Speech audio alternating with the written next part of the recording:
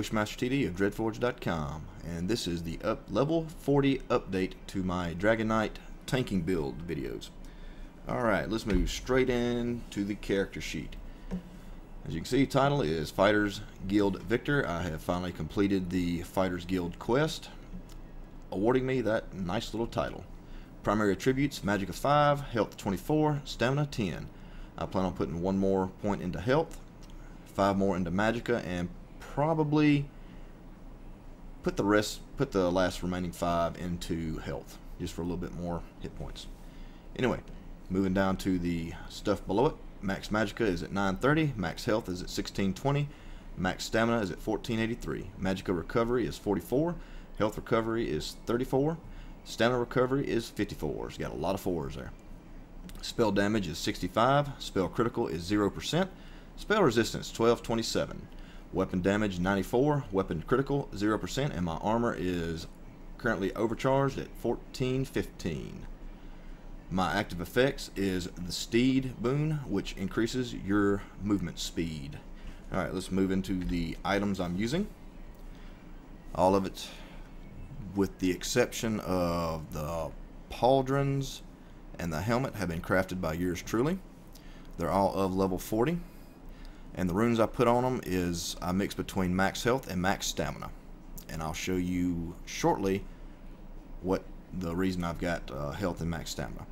Alright, weapons, Beastmaster's Crop. Got it for the 108 point damage shield for 5 seconds. And it also increased total armor and spell resistance by 5%. Shield, Shielded Black Death, adds 90 max health and increases this item's armor value by 7%. My offset is Ancient Imperial Hammer, which I've got to upgrade it to a level 40 variant, which is the Beastmaster's Crop. It does the same thing, but with a smaller damage shield. The shield's Death Knight Aegis, also got to upgrade that one. Accessories: First Mate's Mark, reduce stamina cost by 14, increase max stam by 49. Pack Signet, reduce cost of bash by 19 and reduce cost of blocking by 19. And it also increases my max stamina by 46. I hope I can find another one of those somewhere, or an equivalent. Necklace, Adventurer's Lost Medallion, adds 10 stamina recovery and increases my max stamina by 49. Okay, let us move into my skills. Starting off with Ardent Flame, I took the Standard of Might for my ultimate, and Empowering Chains. The passes I use in the skill line is I'm going to max all of them, because they will stack with stuff from Draconic Power. But anyway, Standard of Might, 86 Flame, damage every second, and they receive 50% less healing for 17 seconds. That is for the enemy that you are fighting. Friendly players in that circle will deal 35% more damage and take 35% less damage. So pretty cool. And your allies may activate the Shackle Synergy, damaging and immobilizing enemies in that area. So that's real nice for pesky range characters, keeping them rooted down. Empowering Chains, you pull the target towards you and deal 119 fire damage. Increases the weapon power of your next attack by 46. Probably going to respec that into something different, because this is not a DPS heavy build. This is basically a turtle build, if you want a nickname for it. Kindling, you're going to increase the damage of burning effect applied by fire abilities by 66%. Warmth, causing damage with Ardent Flame ability, snares the target for 30% for 4 seconds. Searing Heat increases damage by 3% and duration of 2 seconds of Fiery Breath, Searing Strike, and Dragon Knight standard abilities. So your Standard of Might will last a full whopping 2 seconds longer. World in Flame increases damage of fire area of effect abilities by 3%. So that should up the damage of your standard. Going into your main skill line, which is Draconic Power, I'm more than likely going to take Dragon Leap, because I think that's just going to be a lot of fun in PvP. But anyway, your main ones you're going to be using is Razor Armor, which is going to increase your armor by 1,000 and returns 42 physical damage to melee attackers for 20 seconds. And your armor bonus is increased by 25% for the first 3.5 seconds. Choking Talon, you're going to immobilize all nearby enemies for 4 seconds and deal 133 physical damage. Affected enemies their damage is reduced by 17%, and an ally can activate the Impale Synergy, damaging enemies held within the talons. I took Coagulating Blood, which heals for 33% of missing health, increases health regeneration by 40% for 20 seconds, and your armor and spell resistance by 1200 for 3.5 seconds. A lot of people that play Dragon Knights they swear by Green Dragon Blood, which I agree with it. It is a great ability, but just for this build, I chose to go with Coagulating Blood. Alright, I also took Reflective Scale, which I hadn't really leveled it much yet, but that's just for to reflect all spell projectiles for 4 seconds. That seems like it's going to come in handy in boss fights and not in PvP. Inhale, don't really use it much, but I took it anyway, and it absorbs 55 health from each nearby enemy, and after 2.5 seconds it deals 111 magic damage to nearby enemies. Alright, your passives, you're going to max all of them out. Iron Skin makes you block an additional 10% damage. Burning Heart, while using dragon abilities, increase healing received by 12% while a dragon ability is active. Elder Dragon increases health regeneration by 5% for each dragon ability slotted. Scaled Armor, it increases your spell resistance by 80.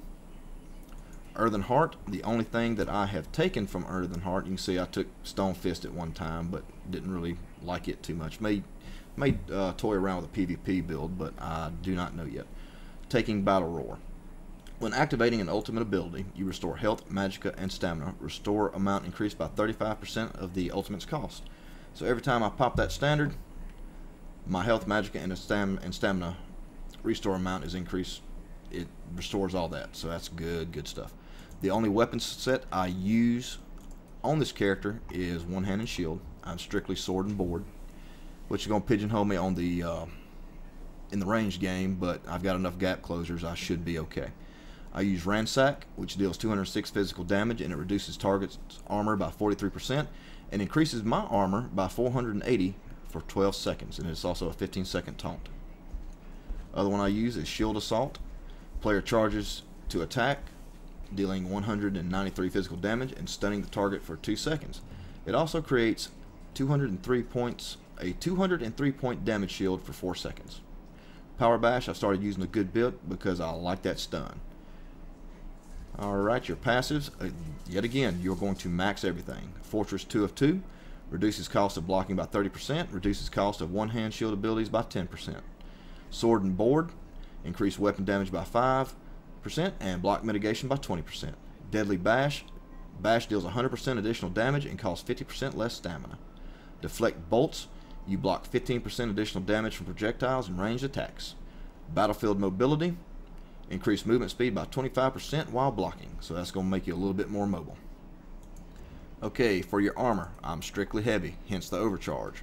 I do have the ultimate immovable. I'm still looking at a way to maybe incorporate it into this build, but I do not know yet.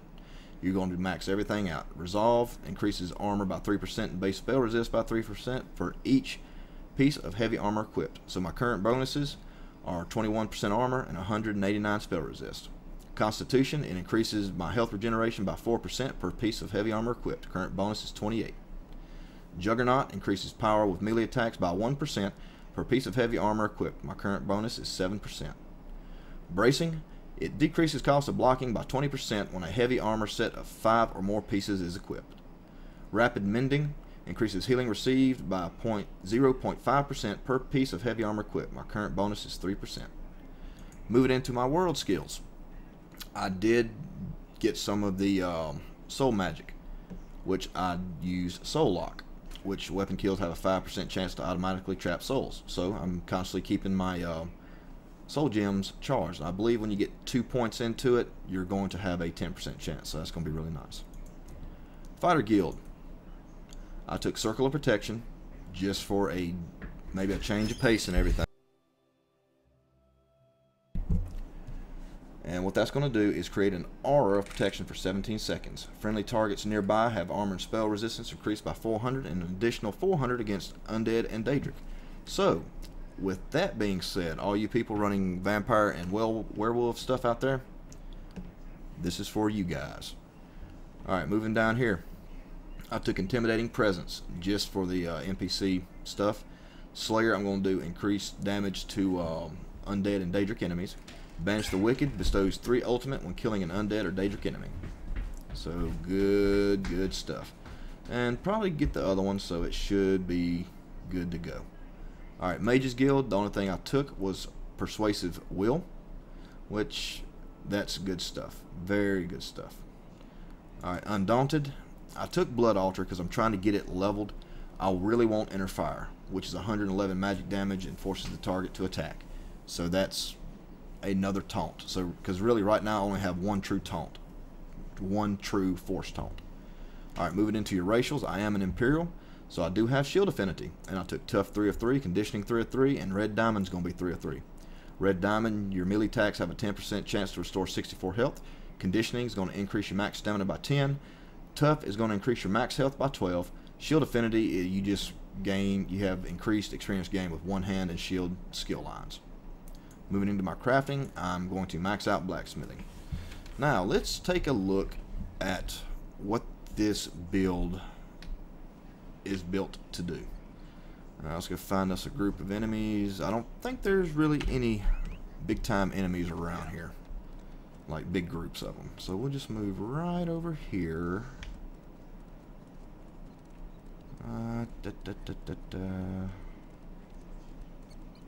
Be awesome if an anchor would pop.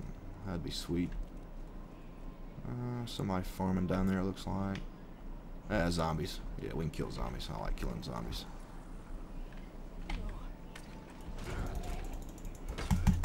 Alright, one thing I want to show you. Pay attention to my light tax. 82%.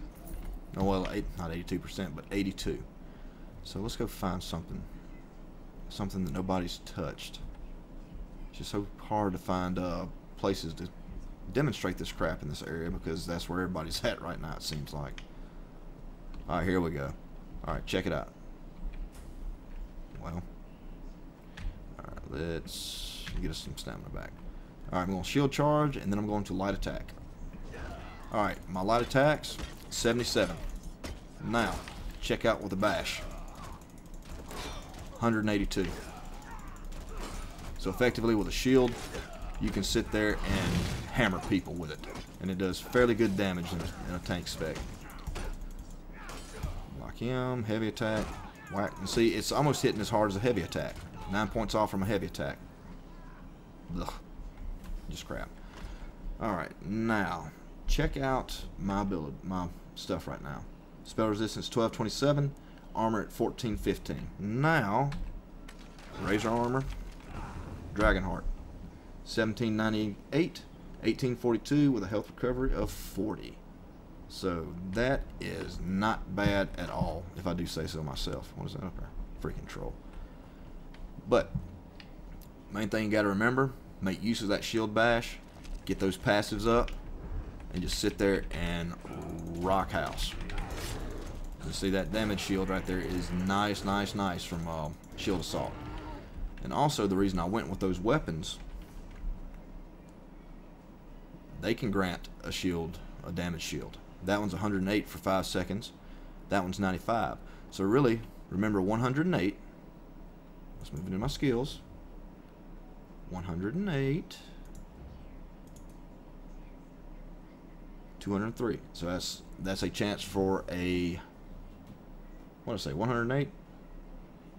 Yeah, 108 plus 203. You're looking at almost a little bit over 300 for a damage shield. That's nice. That's going to block almost 300 points of damage to your character. So that's pretty much it in a nutshell. I mean, it's a lot of people say it's a lackluster build because you are very specialized. But the way I look at it is I'm just going to sit on a keep door and take all kind of damage. I'm not going to worry about killing stuff. I'm there to support my teammates, support my guild, support my faction. So, anyway, guys, this has been BushmasterTD from dreadforge.com. If you are playing Elder Scrolls Online and you're representing the Ebonheart Pack, do not hesitate to look us up. We're always looking for new members, and we would love to have you. We're about to start running a lot more dungeons. We're about to be a big presence in out in Cyrodiil doing some PvP. Our guild right now is up to 54 members. We've got 22 online right now, and we are going to be on Wabbajack for the for our home PvP campaign. But anyway, guys, if you enjoy this video, please remember to rate, comment, and subscribe. It really helps me out a lot. And if you see if you know of any tips that I may have missed or something that I could do better, post them down in the comments below. I really like engaging in other players' and see what they have found that really works for them. But anyway, guys, this is BushmasterTD again. Y'all have a great time and a great night. About to get ready to go to work. I'll see y'all on the battlefield. Peace out.